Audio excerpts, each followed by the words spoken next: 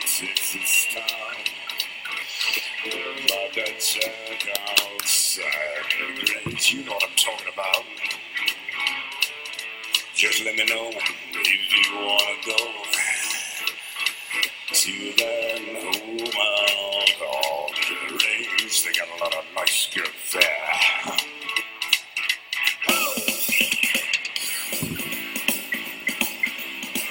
Have mercy.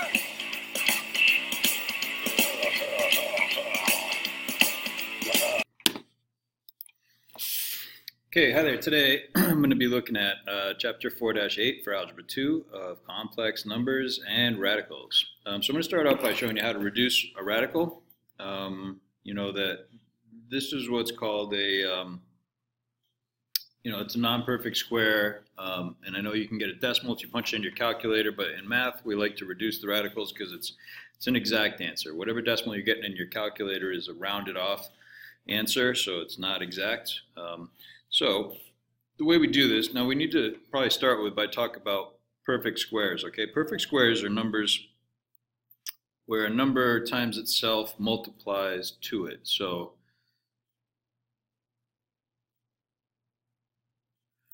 I can't spell all of a sudden.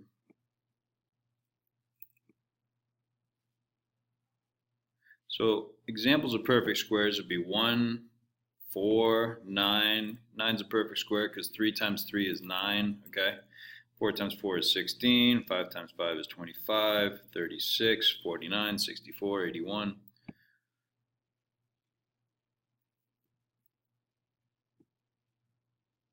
Uh, 100, 121, 144. Those are the ones up to 12 times 12, which are probably the most common that we use, okay?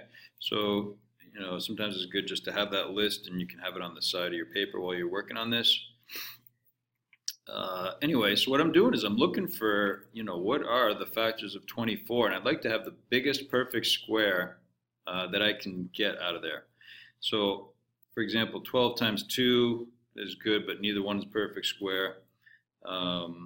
8 times 3 is good, but neither one of those is a perfect square. 4 times 6 is good, and 4 is a perfect square. So there's a law of radicals that says I can, break up one radical into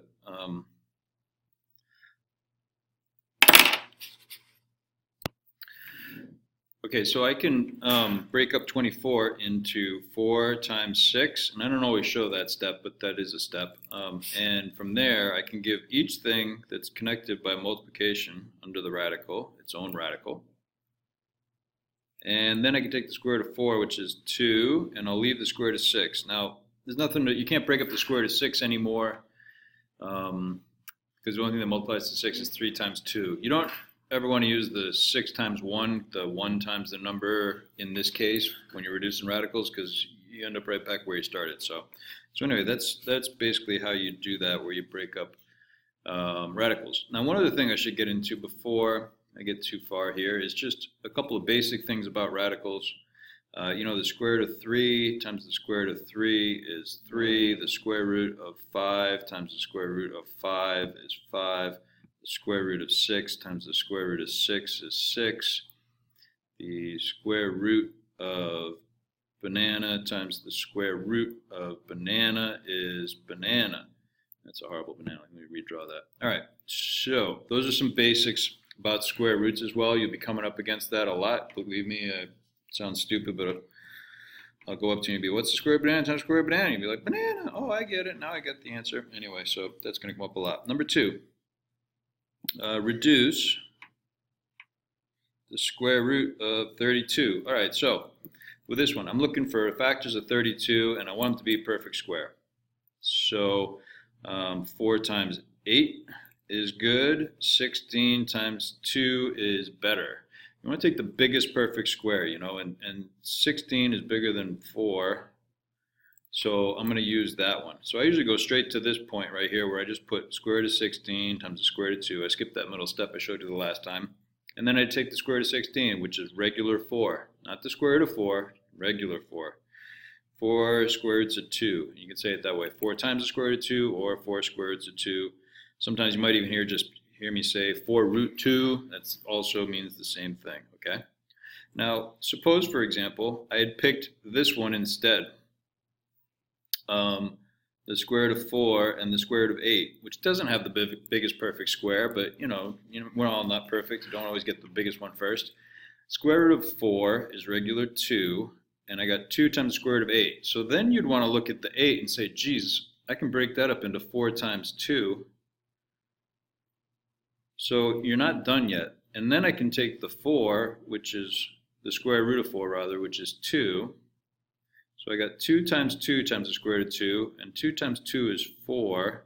So notice how I got the same answer this way as I did over here with the 16 and the 2, but this way was much shorter. Okay, so that's why I said, do it that way if you can.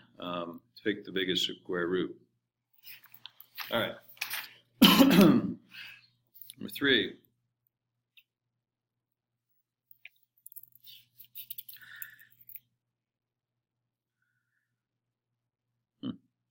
Okay, so I got the square root of x squared y squared. All right, so here we go. So anything that's squared means it's times itself, right? So that would be the square root of x squared y times the square root of x squared y. And look at that, right away I came across a problem where it's the square root of banana times the square root of banana, which is banana. So what you're left with, in other words, is what's ever under the radical. X squared y, boom, you're done. And just like that, I'm moving on to the next one.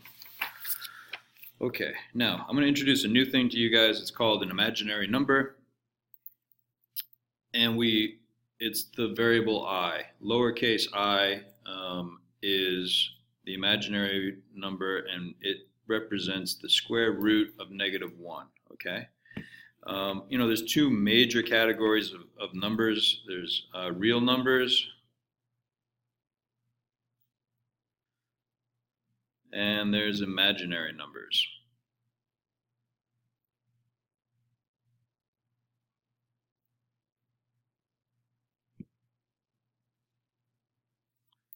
So imaginary numbers have i's in them, and real numbers is everything else.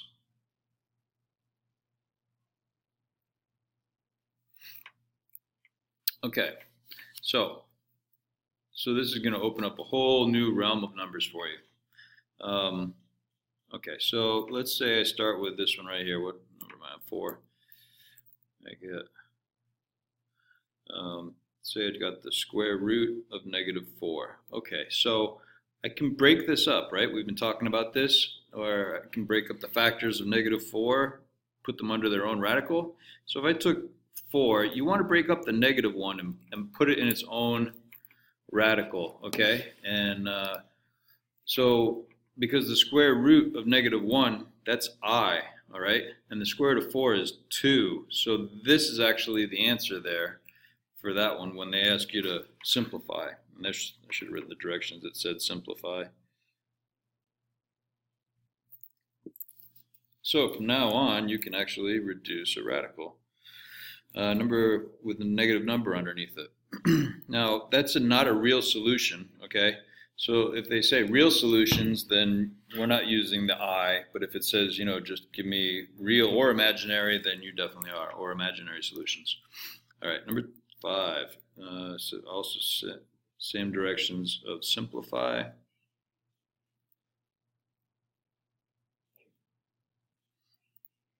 Suppose I had the square root of -18. So I got 2 jobs. I need to break up this 18 here. So I'm going to take the 18 and the -1. I'll get that -1 out of there. And right away I know that, the square root of -1 is I. So that's done.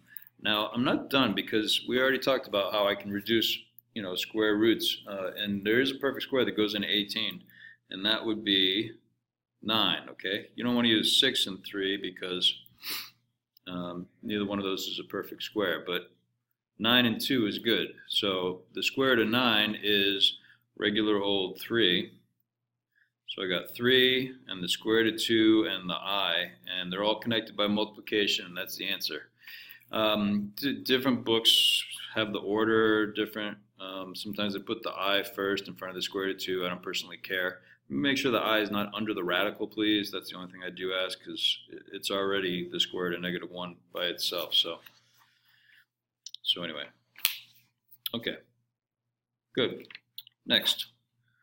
Has to do with writing a complex number. And a complex number is one that's got, a real part and an imaginary part.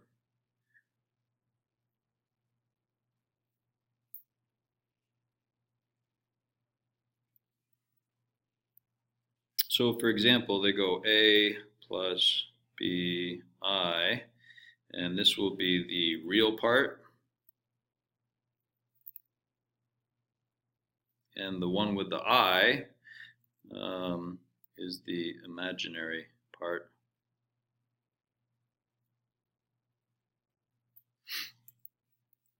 And an example of this would be like 4 plus 3i. So proper notation is putting the regular number first, the real number first, and the imaginary part second. Okay, so you should go 2 plus 3i or 4 plus 3i, not 3i plus 4. Okay, all right. But you can treat these just like regular variables, okay? So if I have 4 minus 3i in parentheses plus negative 4 plus 3i, you can add these together, okay? If I add the 4 and the negative 4, I get 0. The negative 3i and the positive 3i, those are also 0. So that one, when they ask you to add it, you just end up with 0. In that case,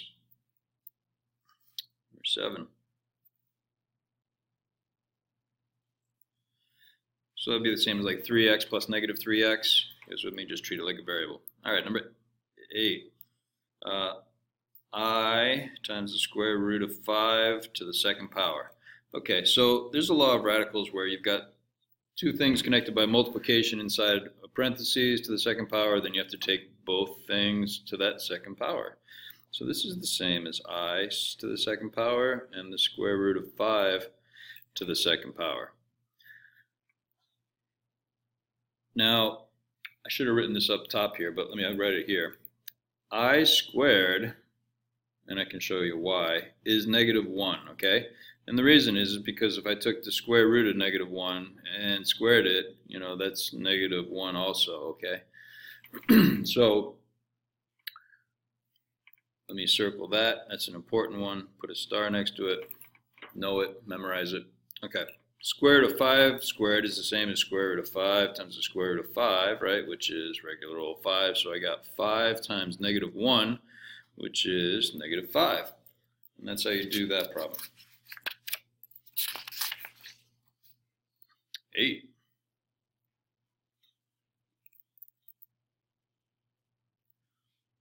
Five minus 3i minus negative 2 plus 4i.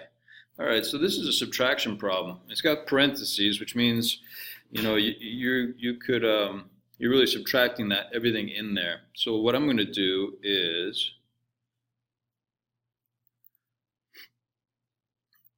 I'm going to change all the signs in the parentheses and make this an addition problem. Okay, so I'll go make the negative 2 positive 2 and make the 4i subtracting 4i. Okay, and make it a plus. I like to do it that way. I make less mistakes. Now I can combine like terms. 5 and 2 is 7. Negative 3i and negative 4i is negative 7i. And that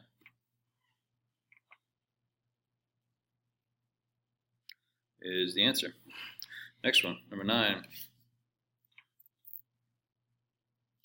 Why don't you try this one?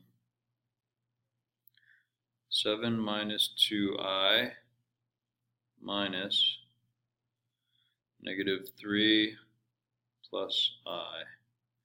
Okay, you can try that one, do it out, bring it into class. I'm just going to move on to number 10. So I can also multiply with this, with imaginary numbers. If I had 3i and negative 5 plus 2i, so this is like distributive property.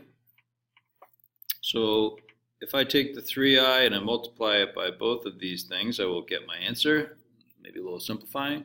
3 times negative 5 is negative 15i. And keep the plus sign.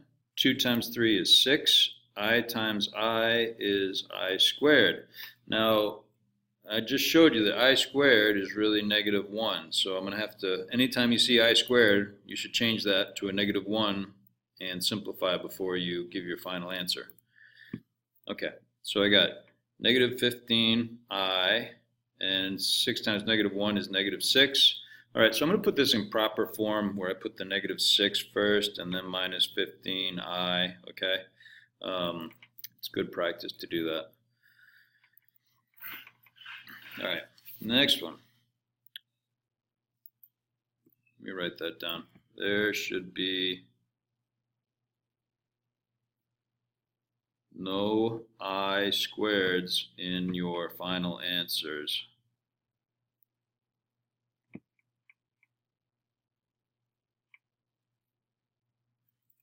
Great. 11. Excuse me. 4 plus 3i times negative 1 minus 2i. Okay, so two binomials multiplied together. This is FOIL or box technique, whichever you prefer, okay? If I do it by FOIL, I get 4 times negative 1, which is negative 4. Outside is 4 times negative 2i, which is negative 8i. Inside is 3 times negative 1, which is negative 3i times negative 1, which is negative 3i. And the last will be the 3i and the negative 2i. Positive times negative is negative. 2 times 3 is 6. I times I is I squared. Okay, so I'm off to a good start.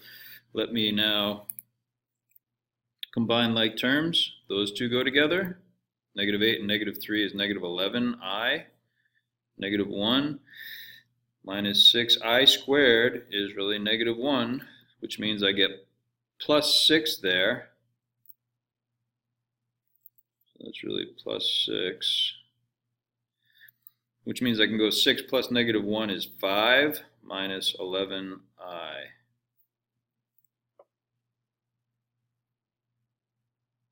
What did I do? Oh, I'm a dummy. Okay, that shouldn't be 1. 4 times 1 is 4. Change that. Just wondering what happened there. Which means when I add 6 plus negative 4, you get 2. Okay, sorry about the mistake. All right, so that's the correct answer. All right, next, why don't you try this one too? You try number 12.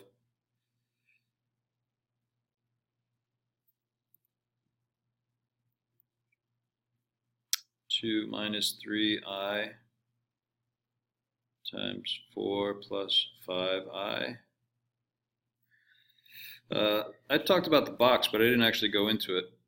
It's really the same thing as FOIL, except it's this nice way of setting it up, where I can go, 4 times and 5i times 2 and negative 3i.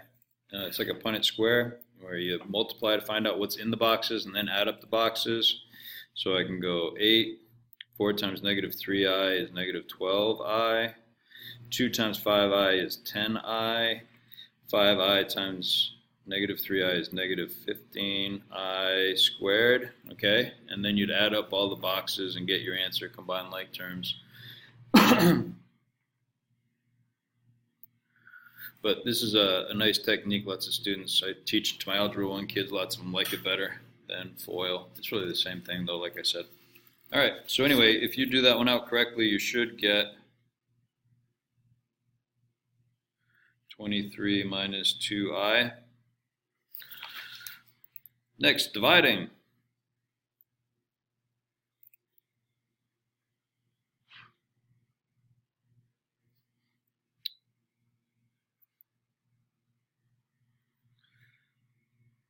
9 plus 12i over 3i.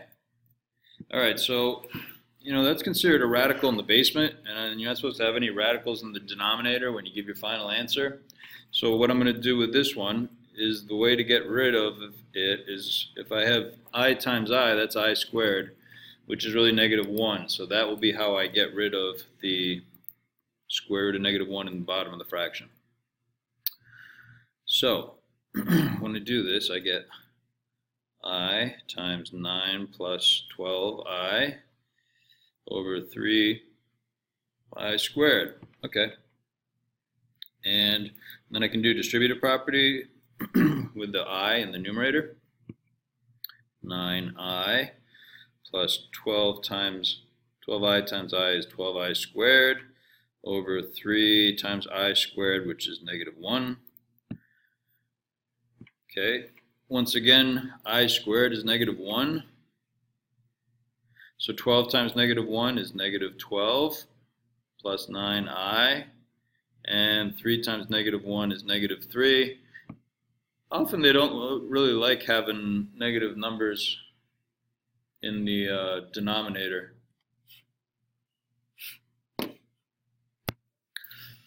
Okay, so I think I got kicked out of my system for a minute there, so let me zoom out for a second so I can show you where I'm at. So I multiplied top and bottom by I, and then I did distributive property with the I and the 9 plus 12i, multiplied it out, got 9i plus 12i squared over 3 times -1. Now, I don't have too many issues with this, but I know if you're looking at the answers in the back of the book, that having that negative number in the bottom, they usually don't do it that way. What they'll do is they take the numerator and they'll pull out a negative, which will give me positive 12 minus 9i. And then the negatives, and the two negatives, one in the numerator, one in the denominator, cancel out, which gives me 12 minus 9i over 3, okay? Those two negatives cancel out. So this is the answer you'd see in the book, all right? Okay, so that's number 13. Oh, one more thing. I'm actually not done with this one, because this is something we can do. I can reduce that, okay? If I go over here to these numbers, both 12, 9, and 3 are all divisible by 3, which gives me 4 minus 3i, and that is the best answer, okay? I could have factored out, let me do this in a different color.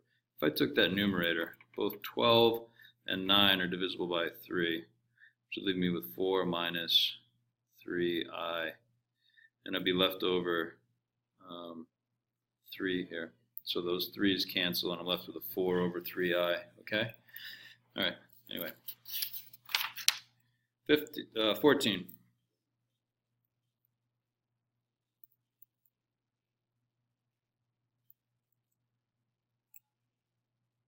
Two plus 3i over 1 minus 4i. All right, now when you get rid of the radical in the bottom and you have addition or subtraction, the only way that I've figured out, and I didn't figure it out, but the only way I've seen to do it is make a difference of 2 squares out of the denominator. So whatever's here, do the same thing but make it the opposite sign in the middle. So in this case, I got 1 minus, I want to have 1 plus 4i. And you can't just multiply the bottom by that. You have to do top and bottom by that. So I'm going to multiply top and bottom by 1 plus 4i. And when I do that, I'm going to have two sets of parentheses, 2 plus 3i times 1 plus 4i over, now when I do the difference of 2 squares, you square the front number, 1 squared, keep the subtraction sign, and then square the back number, which would be 4 squared and I squared. All right, so I'll start there, and we'll start simplifying this. There's more to do here. Okay, next. So I'm going to FOIL out the top. 2 times 1 is 2. Outside is 4i times 2, which is 8i. Inside is 3i times 1, which is 3i. Last is 3i times 4i, which is 12i squared. Okay, 1 squared is 1. I squared is negative 1. So 4 squared is 16. It becomes plus 16.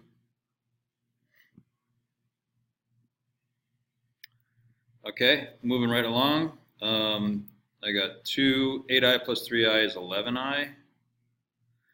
I squared is negative 1, so that's minus 12. 12 times negative 1 over 17, all right? And one more thing I can do here is add the 2 and the negative 12 together, and I get negative 10 plus 11i over 17. Not the only way you could write the answer. That is the answer, by the way.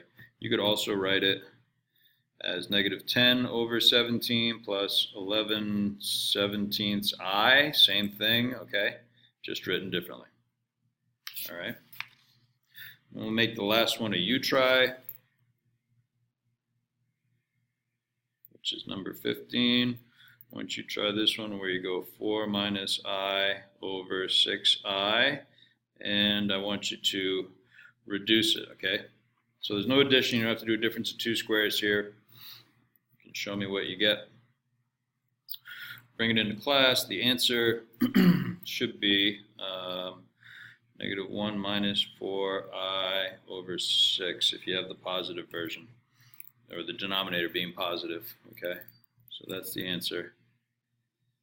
Show me how you got there. Very good. With that, I'm going to close things out with a little more music.